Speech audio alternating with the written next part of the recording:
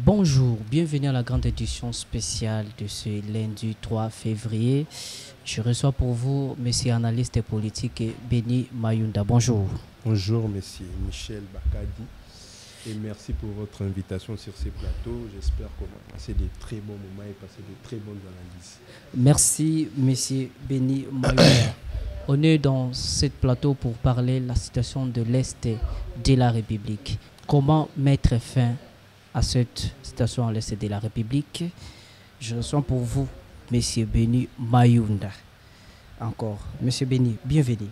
Pardon? Bienvenue. Merci, monsieur Michel. Comment vous allez ce matin? Très bien par la grâce de Dieu. Très bien par la grâce de Dieu. En tout cas, je suis honoré de votre invitation sur la chaîne. Aujourd'hui, pour ces privilèges que vous m'avez accordés, de passer sur votre chaîne et de discuter des actualités qui inondent notre pays. Merci, monsieur Béni Mayunda. Vous êtes analyste politique. Moi, actualité Zanganangote, de quitter la maison jusqu'à de venir ici. Nzele Zanandeni. Nzele Zanango bien. Hein? Malgré tous les embouteillages, notre gouverneur Daniel Bumba qui est là, je ne sais pas ses mesures de mettre fin aux embouteillages. Je ne sais pas jusqu'à présent comment il compte terminer les embouteillages, mais jusqu'à présent, les fruits ne sont pas vraiment mis sur les terrains.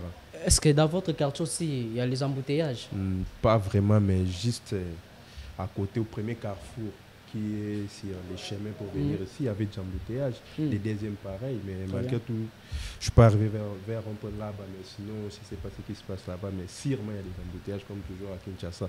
Donc, on est déjà habitué à ça ici à Kinshasa. Merci, monsieur Béni Mayunda. Oui. Je vous connais un tout petit bien. Et j'ai suivi vos interventions dans différentes chaînes. Vous êtes l'une des personnalités influentes de la ville-province de Kinshasa. Que pensez-vous aujourd'hui, les problématiques, ce qui se passe quand je parle de les problématiques, de ce qui se passe dans notre pays aujourd'hui? Qu'est-ce que tu en penses en tant que jeune? Actuellement, ce qui préoccupe les Congolais à l'instant, c'est la situation sécuritaire de l'Est. Oui, oui. Ça nous préoccupe tous. Je vois beaucoup de gens prendre la parole sur les sujets, mais nous devons savoir que chaque domaine a ses spécialistes. Donc, personne ne peut venir prendre la parole. Surtout beaucoup de gens, que je ne vais pas citer les noms pour ne pas avoir des problèmes, qui passent sur des médias, qui passent sur des réseaux sociaux pour dire ce qu'ils pensent sans avoir la maîtrise du domaine, sans avoir la maîtrise de la situation. Ce qui se passe dans notre pays, dans sa globalité, c'est beaucoup plus la situation sécuritaire de l'Est, parce qu'il n'y a pas longtemps ici, nous étions inondés. Très bien. Des actualités qui parlaient beaucoup plus à longueur des journées du changement de la Constitution. Maintenant, là, je vois que c'est atténué parce que... C'est atténué parce que nous sommes dans une période, la République traverse. Ils sont rattrapés par la réalité. Les décideurs politiques, surtout de l'Union sacrée, ils sont rattrapés par la réalité. Donc, ils ont négligé certains aspects pour privilégier des aspects qui étaient non prioritaires. Que moi, je trouve également, ce qui était non prioritaire. Aujourd'hui, nous sommes confrontés à une situation qui nous dépasse. Parce que je peux dire que nous n'étions pas préparés à cela. Et notre gouvernement, surtout plus la première institution du pays, qui est le président de la République. Oui, oui. Vraiment, en tout cas, ces conseillers doivent améliorer leur manière de faire les choses, surtout faire le travail comme il se doit. Parce qu'ils doivent être là pour voir la situation du pays, travailler en collaboration avec l'ANER, la DEMIAP, pour essayer de voir en avance ce qui va arriver, parce qu'ils sont là pour ça aussi. Oui, oui, très bien. Des conseillers en matière de sécurité, là, des conseillers en matière de renseignement, ils sont là, ils sont bien payés par rapport à ce qui, peut-être qu'ils sont au front. La situation que nous vivons aujourd'hui, moi, je peux dire... Est-ce qu'aujourd'hui, la RDC, les comités, je peux dire aujourd'hui, la RDC, est-ce que nous sommes soutenus par nos partenaires ou bien nos partenaires nous ont laissés comme ça? Premièrement, ce qu'il faut savoir sur la scène internationale, il n'y a pas plus grand chose qui compte que les rapports de force. Les rapports de force, ça veut dire? Les rapports de force, c'est-à-dire quoi?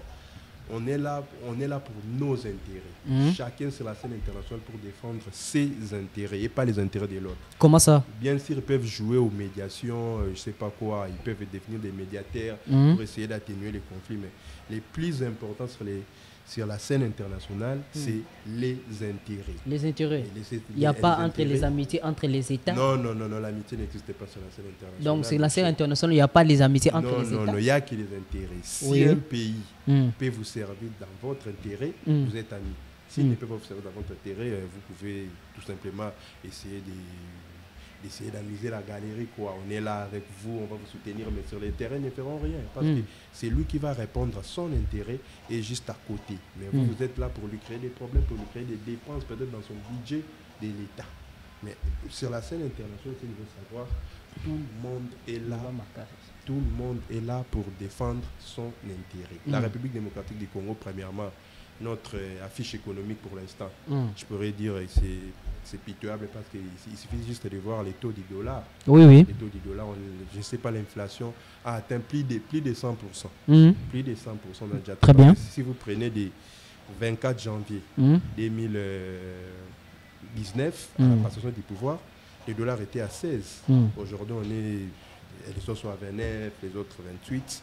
Cette inflation-là, c'est d'abord la première chose à contrôler. Maintenant, notre économie est tellement faible, alors il faut aussi renforcer une chose qui est l'armée. L'armée. Comment on va faire pour soutenir notre armée? Qu'est-ce qu'il faut mettre en place pour que l'armée marche? C'est très simple. Il faut réduire les trains de vie des institutions. Parce que si nous avons entendu Nicolas Kazadi nous dire ici, il n'y a pas longtemps, qu'il a multiplié les efforts, la dotation des parlementaires, c'est-à-dire les Sénats et les députés. Il a multiplié leur dotation par 10 de 2019 jusqu'à aujourd'hui. C'est-à-dire que ce sont des dépenses inutiles. Un député qui est payé, je ne sais pas, 21 000 $. Au Congo, une personne qui gagne 3 000 $, c'est déjà assez. Tandis qu'un militaire qui est au front, qui est payé, selon ce que j'ai entendu, selon mes sources, un militaire est payé sur fond de guerre, comme prime de guerre. Lorsqu'il part combattre 20 000 francs. C'est grave. On ne le met pas au conditionnel. Selon les informations, un militaire est payé 20 000 francs. C'est inacceptable. On voit les députés nationaux touchent 8 000 $ par mois, 5 000 $ par mois. Mais comment les gens qui vont protéger un État, on les paye 20 000 francs? On est où comme ça? C'est l'armée. 20 000 francs comme prime de guerre. Prime de guerre.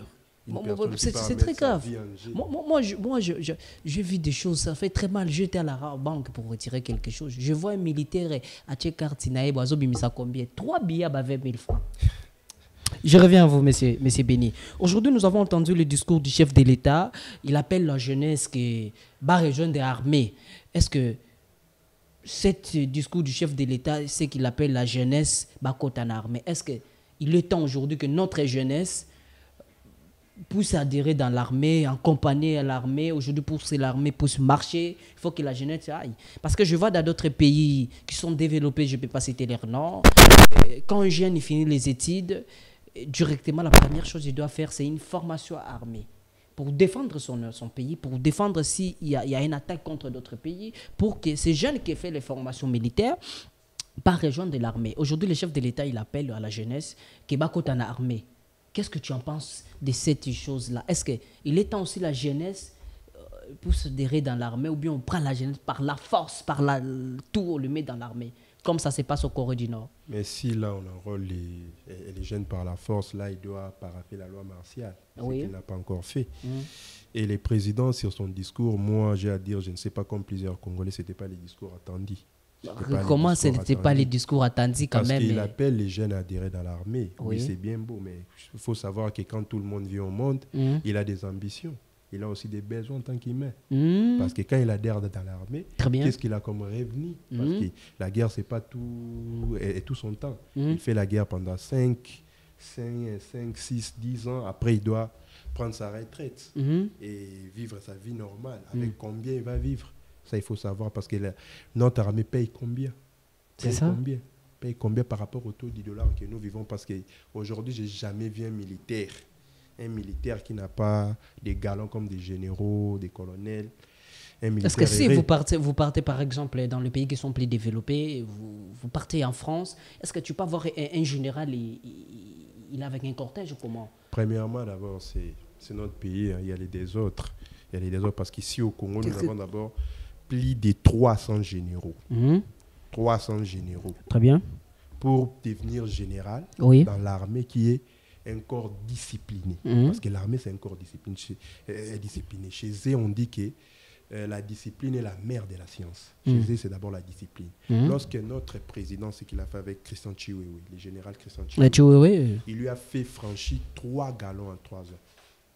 Ce qui est impossible. Dans l'armée. Envisageable dans l'armée. Une personne qui franchit 3 galons, parce que dans l'armée, c'est la méritocratie. Soit tu es intelligent, tu as fait la guerre, et puis tu franchis des galons. Il vient, il trouve le général Christian Chiwewe aujourd'hui, qui était à l'époque colonel. Il fait de lui général de l'état-major. Général, non.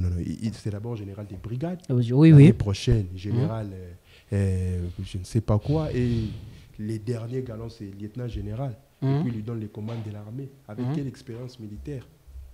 Je ne sais pas si le général Christian Chiwewe a fait des combats, a participé dans des combats. Et c'était à l'époque de Mobutu, moi je n'étais pas encore né.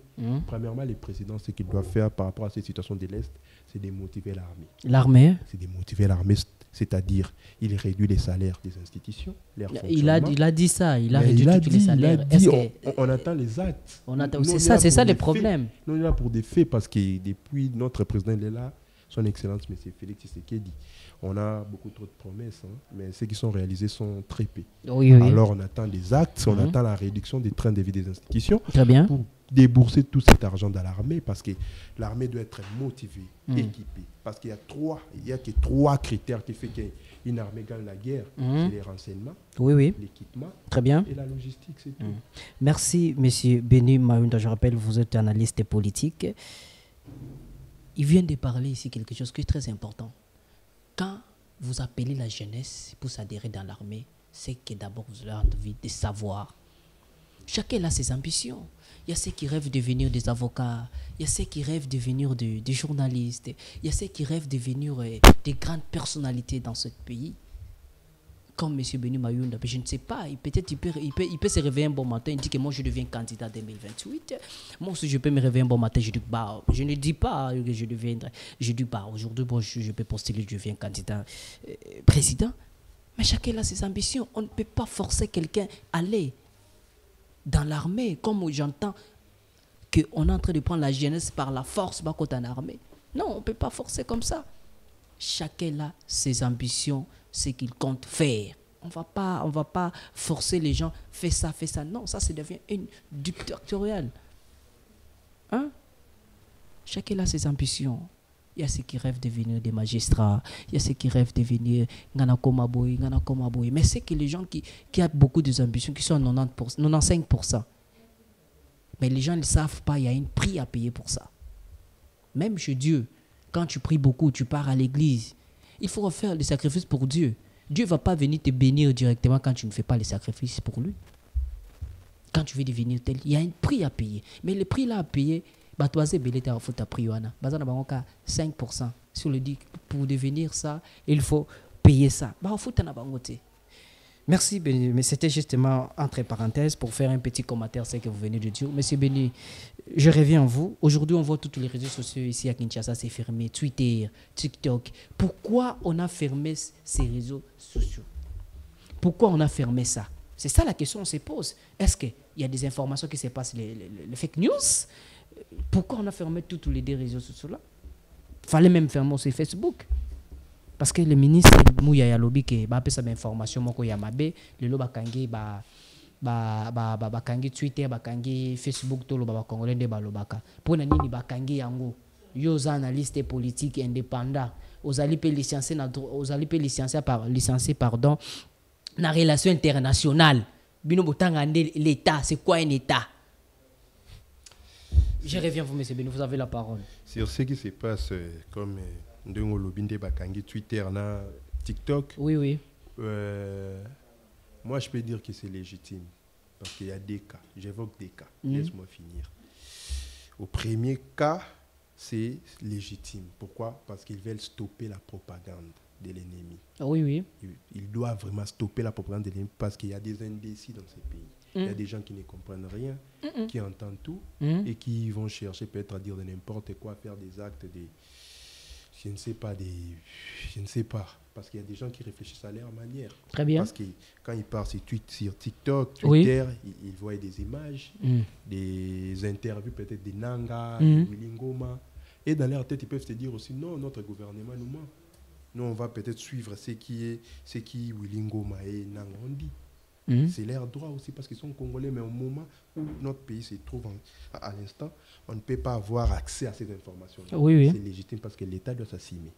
Mais ce que moi, je leur suggère de faire, c'est de quoi? De faire réguler les réseaux sociaux. C'est-à-dire quoi? Vous allez voir les propriétaires des réseaux sociaux ici, à Kinshasa, parce qu'il y a des antennes. Il y a des antennes ici. Qui sont ici. Vous partez les voir, ou soit vous les convoquez. Parce que c'est vous, les dirigeants, les décideurs. Vous les convoquez, vous leur dire à partir d'aujourd'hui, tous les comptes qui diffuseront de telle chose, vous bloquez. Il n'y a pas de débat, il n'y a pas question, nous allons suspendre. Non, vous supprimez les comptes.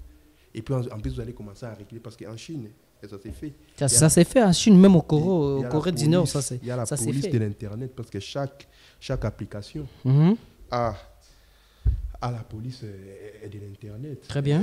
Et pour ça, donc, on doit réguler la diffusion et la pratique de ces réseaux sociaux. Dans les deuxièmes cas, je trouve que c'est un petit peu trop fort de voir certains dirigeants menacer quelques décideurs politiques, quelques hommes politiques. Comme qui, par exemple? Comme M. Christian Boussembe qui se lève un matin, qui dit il voit des gens qui se taisent. Bien sûr, ils doivent parler, mais il faut savoir que lui, quand il interdit des gens de prendre la parole avec l'instance qu'il dirige, elle a ses sacs, il doit savoir dans sa tête qu'il n'y a pas pire dictature que d'empêcher une personne de s'exprimer. Vous pouvez bloquer une personne, mais si vous lui empêchez de s'exprimer, très bien, et que vous lui dites des choses que lui doit dire, là, nous sommes dans une dictature qu'on ne peut plus contrôler. Parce que les bases d'une république démocratique comme qui est la nôtre, c'est d'abord la liberté des informations. La liberté des informations. Est-ce que cette liberté, l'État congolais respecte ça, cette liberté? Est-ce que Bazo respecte la liberté des informations?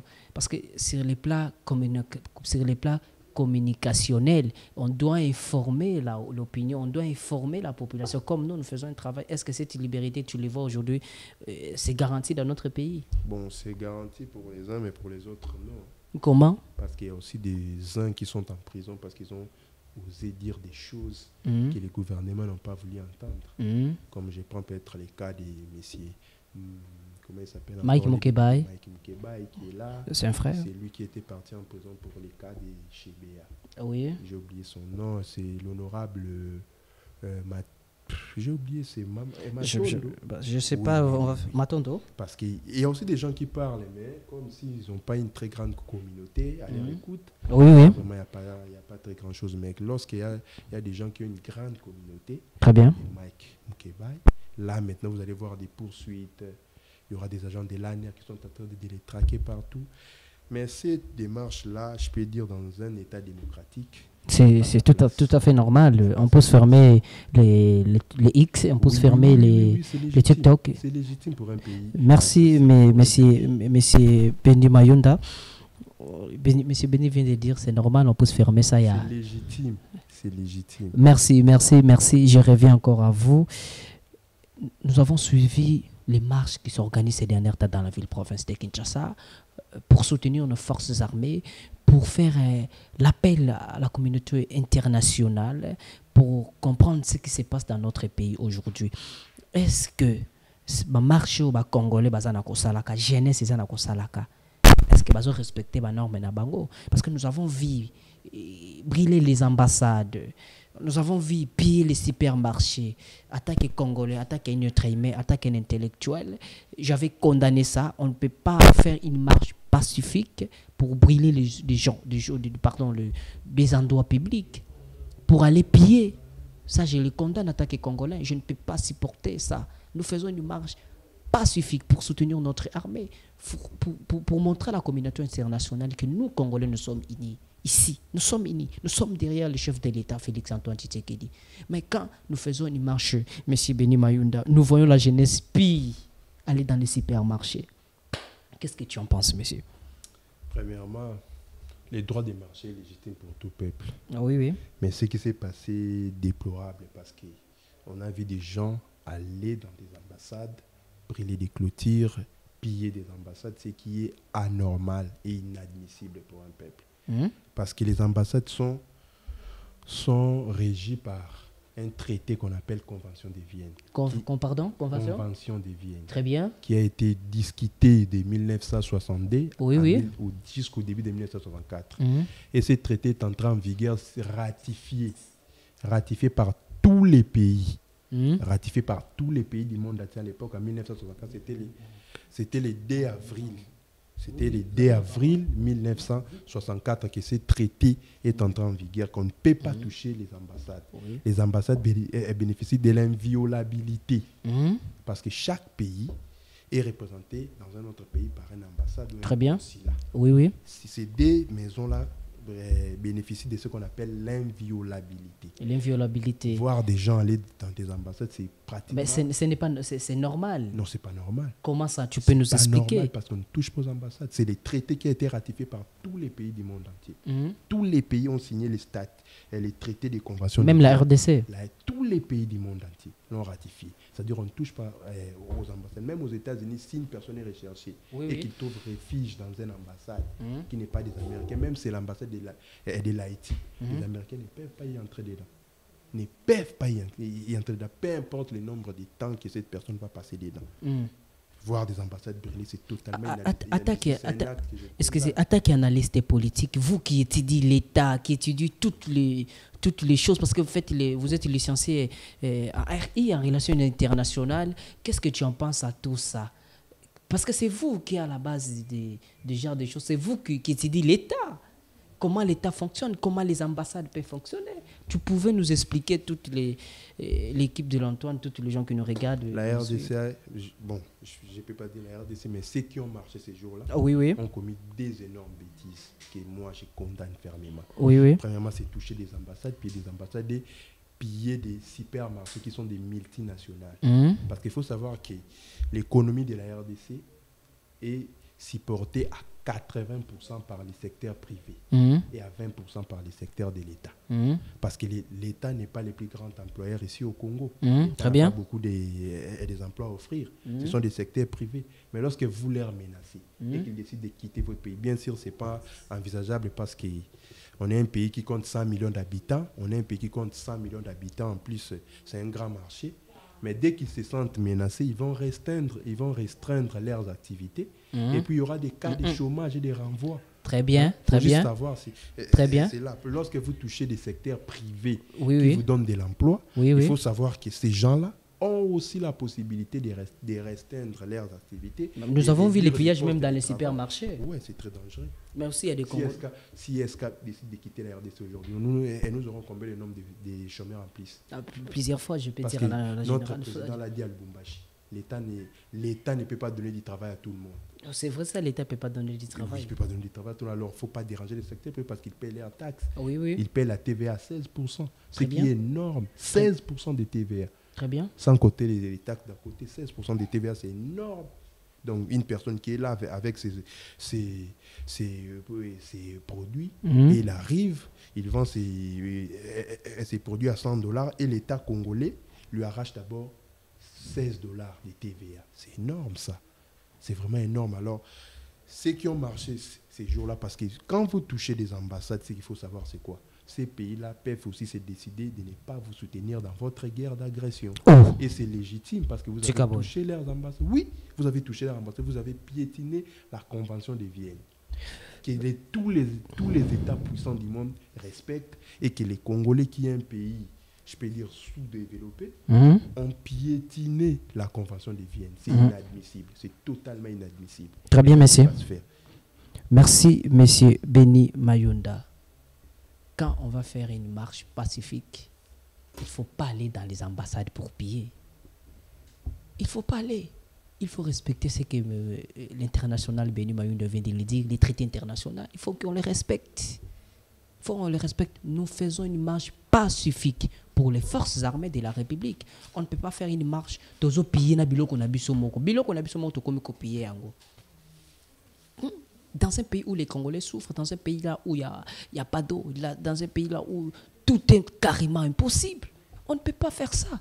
Vous savez combien de Congolais vous envoyez en chômage? Vous savez, les Congolais, ils ont dans le chômage, ils ont pillé.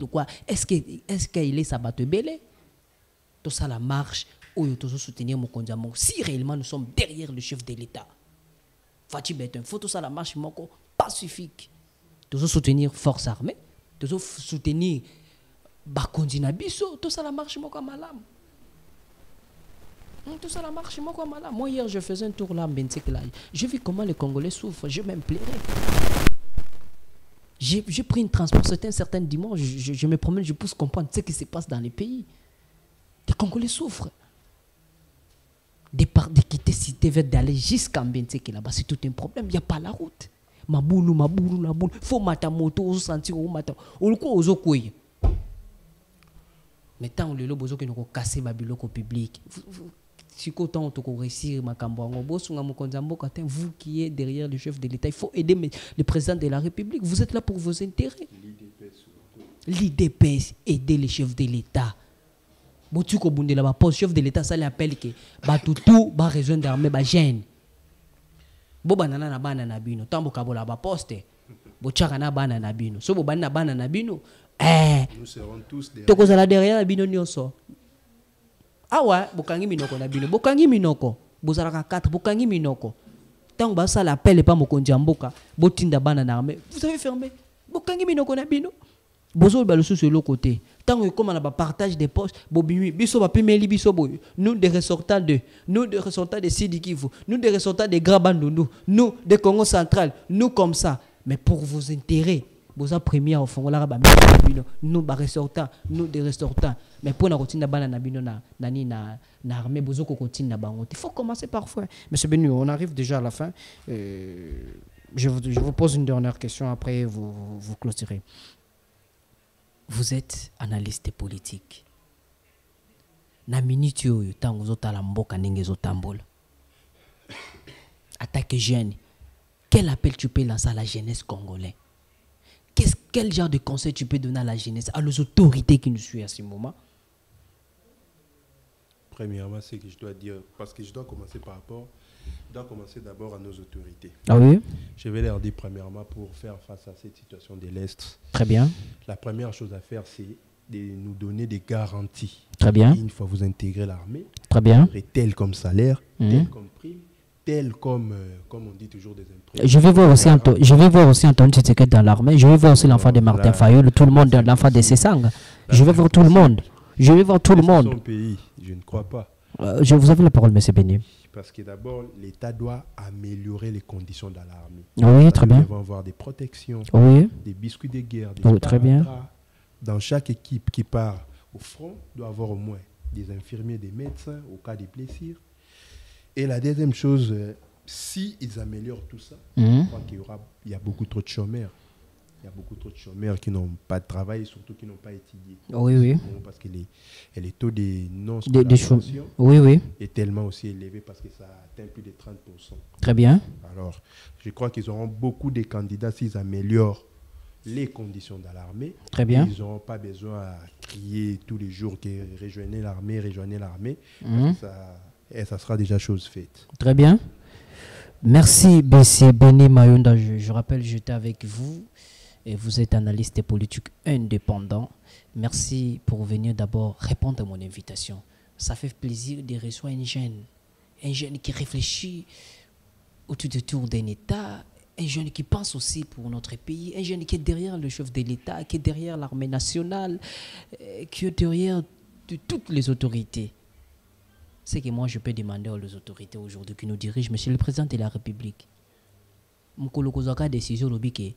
Parlement et comme gratuit depuis ta sous salaire et tout autant de bavouer député bon tchang comme on a fait bolbike les lots parlement au foot abino le sous à $2,000 ça va bien à partir d'aujourd'hui donc comment ça va vrai des au même pour Moutazon dit m'a dépensé imagine $20,000 la campagne $20,000 la campagne pour éviter à récupérer on a dit à récupérer il y a les jours qu'on va mettre les parlements ça devient gratuit on va sentir qui est député.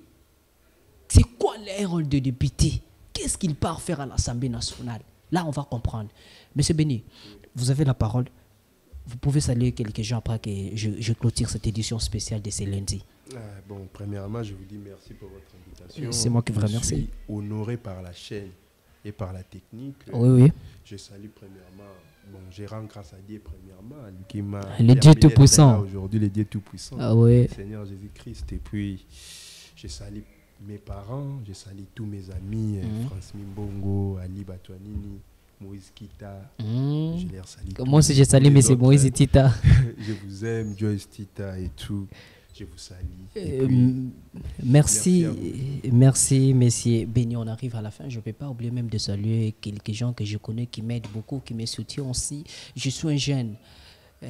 On a des gens, on a des partenaires qui nous aident. Je ne vais pas oublier d'abord le patron beau gosse, l'homme du moment. Roger iPhone. Pour sa téléphone qui n'est à la maison, Roger iPhone. Je ne peux pas aussi oublier l'architecte intelligent, Cédric Kibungi. Monsieur Cédric Kibungi. Je salue aussi Monsieur Honneur. Je pense que tu me suis à partir de la maison. Je salue aussi mon petit frère, l'homme du moment, je n'oublie jamais, Monsieur Marc Bakadi. On a petit nangai. Oui, Monsieur Marc Bakadi, c'est mon petit frère. C'est ça. On se retrouve demain même heure. Demain à partir de 11h, on est en direct avec Monsieur Nathan du PPRD. On doit analyser tout ici. On se retrouve demain. C'est parti.